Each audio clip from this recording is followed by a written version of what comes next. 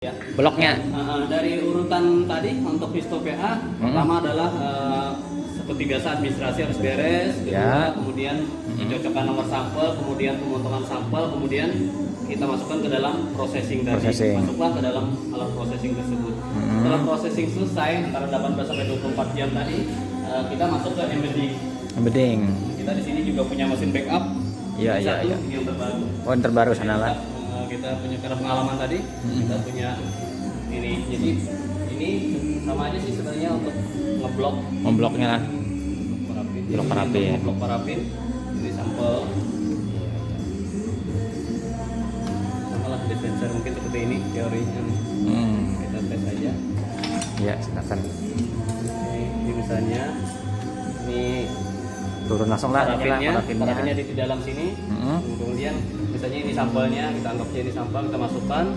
Kemudian kita kasih penutupnya lah. Ya, penutupnya adalah kaset yang sudah memang bawaannya. Dari sana yang di processing tadi. Processing tadi. Dia sudah ada nomornya. Nomornya.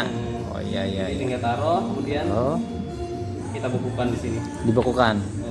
Oke, sip. Jadi panas, ini dingin. Dingin. Ini cold plate-nya. Oh, mantap ya. Oke, Iya. Setelah terjadi blok parafin, kita akan melakukan pembuatan slide. Pembuatan slide berarti dengan cara dipotong dengan mesin mikrotom ini. Kebetulan kita mempunyai mikrotom yang semi otomatis, jadi dia kita tidak terlalu menggunakan tenaga tangan lagi, jadi dia akan rotaris sendiri. Iya. Dia akan jalan sendiri otomatis. Jadi dia lagi loading. Banyak kejadian lah biasanya yang kayak ini ada hasilnya iris tangan gitu tuh. Alhamdulillah. Ada pernah? Ada pernah. Kalau karena mungkin sudah ada lah. Jadi udah tahu aja. Ini dia gerak sendiri. Gerak sendiri lah. Iya. Jadi kita nggak perlu tangan lagi. Ini kalau misalnya kita mau streaming up. Jadi kalau bloknya masih tebal, kita pakai streaming. Artinya dia ketebalannya 25 mikron. 25 mikron. Tapi kalau sudah di slide-nya sudah rata, yang kita inginkan misalnya seperti ini sudah didapat, berarti kita tinggal pindah ke 3 mikron. 3 mikron. Jadi nanti akan terbentuk hamparan seperti ini contohnya. Iya.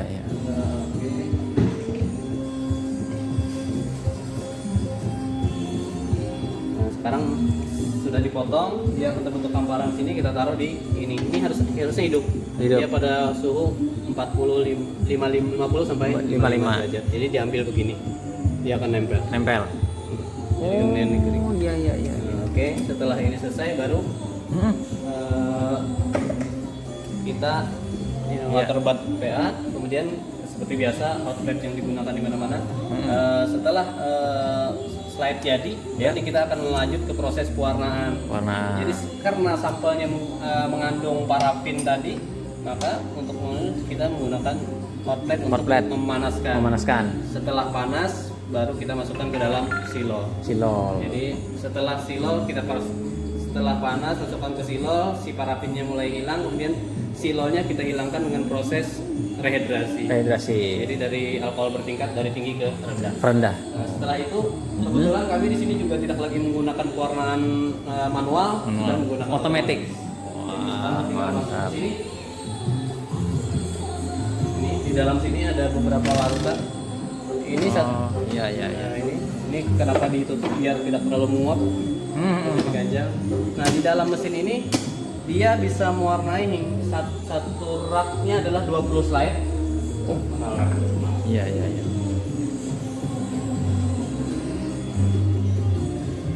Ini yang sebelahnya sama jualan.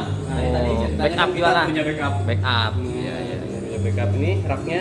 Ya. Di rak ini ada 20 slide. 20 slide. Jadi yang slide yang tadi. Dan ini kita bisa mewarnain Vapinicolor, bisa menggunakan jadi Histo PH bisa, untuk HE Vapinicolor bisa. Dan bisa disetting untuk mewarnain apapun di mesin ini. Wah. Mantap. Tergantung kita setting dia mau warnain apa.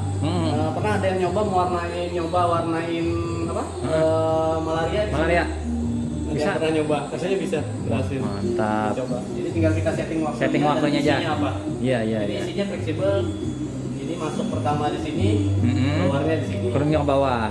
Kalau misalnya kita mewarnai pap ini, kami ada setting 2, jadi pewarnaan HE dan Vapinicolor. Jadi kalau Vapinicolor masuknya di sini, keluarnya di sini, selesainya. Iya. Oke.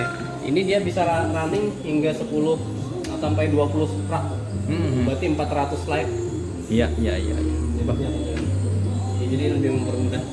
Oke, ini alat-alat yang di sini. Ini satu lagi alat. Alat ini adalah alat potong buku. Potong Jadi buku. di alat ini dia akan berada di minus 25 derajat di dalamnya. Jadi nanti sampelnya dimasukkan sini, dipotong segar. Jadi salah satunya ini adalah satu alat yang masuk pasien kritis. Jadi kalau di PA dicari pasien kritis adalah dengan menggunakan alat ini. Kenapa dianggap pasien kritis? Karena hasilnya kita diberi waktu hanya 15 sampai 20 menit.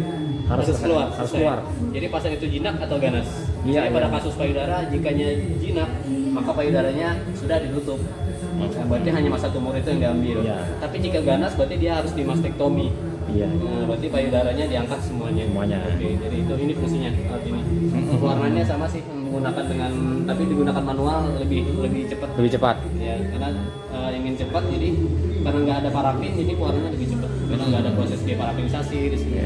Oke, ini untuk proses frozen section. Sitologi. Biasanya kita bisa menggunakan Sintrepus biasa atau ini Cytospan.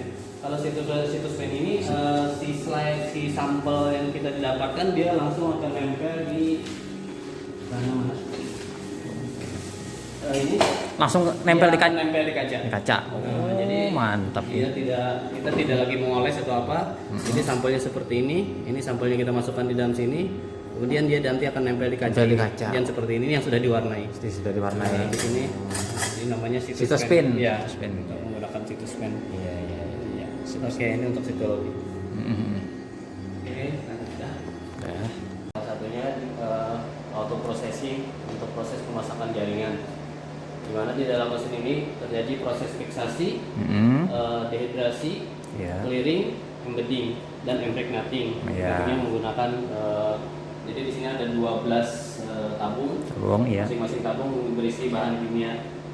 Jadi dari 1, 2 berisi baper formalin yang tadi berfungsi sebagai fiksasi. Habis itu dari 3, 4, 5, 6, 7, 8 adalah alkohol bertingkat untuk fungsi dehidrasi. Kemudian 9, 10 karena dia menggunakan larutan silol untuk clearing, makanya bahannya pun dari logam.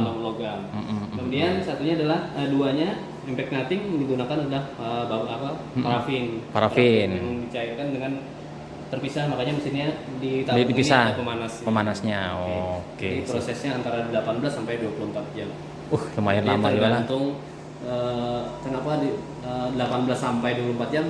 Karena kita di trial masing-masing jaringan akan berbeda. Jadi misalnya jaringan lemak dia perlu waktu lama, atau jaringan apa perlu lama. Tapi selama ini sudah kami ambil jalur tertengahnya, waktu tertengah. Jadi mana yang aman untuk lemak, untuk jaringan tulang, payudara dan lain-lainnya. Sudah ada anunya, sudah settingnya pas. Dari mana dapat settingnya? Dari trial. Yang sudah yang sebelum-sebelumnya. Jadi masing-masing lab PA itu tidak akan sama waktunya. Karena masing-masing sifat dari jaringan mereka juga berbeda. Mantap. Begitu. Jadi untuk proses ini proses lah. Auto processing kita menggunakan Citadel 2000 mereknya Thermo. Oke, sip. Ya. Sama yang di sebelah. Sama juga nih kalah. Ini auto processing yang terbaru. Kalau ini dicelupkan, kalau ini kayak mesin cuci, seperti mesin cuci. Jadi larutannya yang naik ke atas. Lah. Jadi dari 12 larutan yang ada di sini tadi, larutannya akan naik ke sini. Ke dalam chambernya ini. Chambernya lah. Nah, jadi kita masukin aja sampelnya di sini. Ini akan diisi oleh larutannya. Larutannya ada di bawah. Larutannya di bawah. Ini sama dengan mesin cuci lah. Iya. Dia akan naik ke atas. Kenapa di sini kita masih selalu menggunakan alat 2 yang sudah pengalaman, kalau satu rusak tidak masih ada jalan lagi. Jadi kami selalu punya backup. Wah, mantap. Gitu. Nah, begitu ini untuk processing di sini. Oke. Yang disimpan normal peraturan dari Kemenkes itu sudah 3 tahun. 3 tahun. Tapi kami tidak pernah buang sampai hari ini. Sejak tahun 97. Lama sekali. Masih ada. Kita punya stok masih ada di dalam. Di sana dalam. Ya, suatu saat karena pasien kanker kadang-kadang ada beberapa kasus yang yang berulang lagi, misalnya berapa tahun yang lalu dia diperiksa dibilang jinak, ternyata berapa tahun lagi muncul lagi, kita cek ulang apakah ada keterkaitan dengan tumor sebelumnya atau Ya. tidak ada, atau tumor yang baru adalah memang benar-benar bukan, tidak ada kaitannya dengan primer tumor pertama. Ini untuk blok parabik.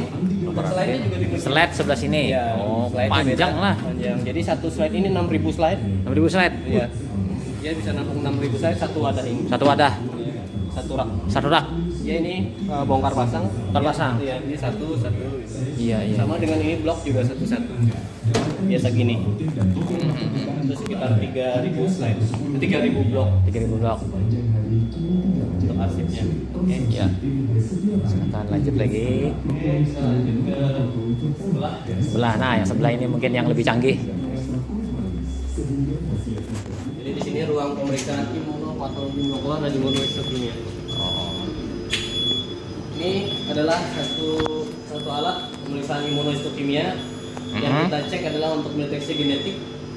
Nah, tujuan pemeriksaan menggunakan alat ini adalah untuk menentukan targeting terapi pasien kanker, Ya. terutama yang genetiknya bisa dilacak. Jadi dengan sampai di genetik dia bisa dilacak, kemudian obatnya apa. Misalnya pada kasus payudara, kita periksa dengan genetik estrogen reseptornya dicek, Ya. progesteron reseptornya, dan itunya dan Ki67-nya untuk prognosis pasien tersebut. Oh, iya, iya, iya. Dia akan kelihatan apakah ini dia obatin baik ataukah buruk. gitu. Buruk. Jadi di sini pemeriksaan ini bisa. Alhamdulillah dengan pemeriksaan ini, terutama pada kasus-kasus kanker payudara 98% secara medis itu berhasil. Berhasil. Secara medis berhasil. Ya, ya. Dengan alat ini biasanya kita menggunakan, kalau manual kita 5 hari, dengan alat ini hanya 3,5 jam selesai. Cepat lah. Iya, Iya, cepat. sip, Jadi sip, sip. otomatis untuk ini di sini slide-nya. Ini alat ini bisa mengerjakan 30 slide. 30 slide. Berarti 30 Tiga- antibody. Antibody yang dianu lah Ya, diukur. antibody-nya nanti ada di atas ini. Hmm. Ya, slide-nya ditaruh di sini. Dia akan staining sendiri menggunakan sistem barcode. Barcode. Yang ini bahasa mesin barcode-nya. Jadi kita tinggal tulis nomor sampelnya, Nomor sampel. pemeriksaannya apa aja. Dia akan baca sendiri. Kita mau kasih antibody apa, dia tahu sendiri. Jadi ini mesin barcode-nya. Mesin barcode-nya, Misalnya ya. contoh nih, kita misalnya pasiennya nomor sekian, mau periksa Masa estrogen reseptor, misalnya. Kita tinggal print nih, misalnya kodenya ini, bla bla bla gitu, tinggal kita print. Print. Dia tidak muncul. Di alat ini dia udah tahu. Kita tempel di slide-nya, kita pas taruh di sini, nanti dia akan baca sendiri Baca sendirilah. bahwa ini adalah menggunakan, nanti dia akan mewarnai estrogen. Estrogen. Oh. Misalnya nih nggak baca ini, Iya, iya. misalnya begini. Tinggal tempel, Yang tempel, barcode-nya, Iya. taruh di mesin. taruh di mesin. Harusnya pakai sarung tangan ya. Taruh di kamera. Oke, dah. Nah seperti itu, nanti alatnya baca sendiri. Oke, sip. Oke, itu satu pemeriksaan. Jadi imunohistokimia, dan ini adalah imunopatologi molekuler. Oh, ini yang molekuler Jadi, lah. Iya, iya. Ya sama sih dengan pemeriksaan serologi lain yang intinya di sini untuk ekstrak DNA. DNA. Jadi kita sudah menggunakan mesin, menggunakan untuk ekstrak DNA dengan kit yang sudah ditentukan, karena kita yang diperiksa sini adalah untuk kanker paru, EGFR, jadi itu yang kita Lebih aneh. pakai. Sebenarnya dia fleksibel sampai DNA-nya HIV bisa dipakai. Oh, bisa. Bisa. Ini untuk HIV satu, ini 2 mesin sebenarnya. Oh, 2 mesin. Ya, Iya, iya. ini alat ini lumayan canggih banget. Ya sesuai aja sih dengan harganya 5,3 miliar. Luar biasa ya, matching. Nah ini rotorgennya. Jadi setelah kita pre-treatment untuk IGFR, kemudian kita masuk untuk ekstraksi DNA-nya, Ya. kemudian nanti kita lihat mutasi DNA-nya di sini. Oh, di situ. Proses dengan manual seperti biasa. Ini contohnya baru dikerjakan tadi. Ini belum kita proses. Jadi ini dengan menggunakan tabung ini, tabung kecil. Tabung kecil itu lah. Iya. Yang kecil-kecil tuh. Ya. Ini menggunakan, kadang-kadang kami mengerjakan harus 2 orang. Kenapa? Netesinnya kan disusun di sini dulu. Jadi Oh, iya, iya. takutnya karena kan nggak kelihatan gitu, 20 mikron sama 5 mikron, 5 US sudah, jadi pakai checklist. Checklist. Dan kami dalam bekerja selalu menggunakan lembar kerja untuk ini. Jadi kita checklist, ini sudah dikasih apa enggak? Nah, Oh, Ini ada iya, checklist. iya, iya, Kenapa? jadi- Untuk menghindari yang orang Banjar tuh talingkau. Tali ya. Jadi menghindari ada yang ketinggalan, Tinggal. otomatis nanti mutasinya dikira negatif padahal kita lupa. Padahal lupa meneteskan. meneteskan. Makanya ini salah satu quality control internal kami adalah menggunakan ini seperti Ya, itu. Jadi kami checklist. selalu menggunakan itu. Ini mungkin arsipnya, arsip kerja kami hampir berapa tahun. Jadi setiap kami simpan. Oh. Nggak ada tanggalnya. Iya, iya, iya. Jadi ini adalah quality control internal kami. Mhm. Sebagian juga kami lakukan mutu eksternalnya juga ada. Mhm.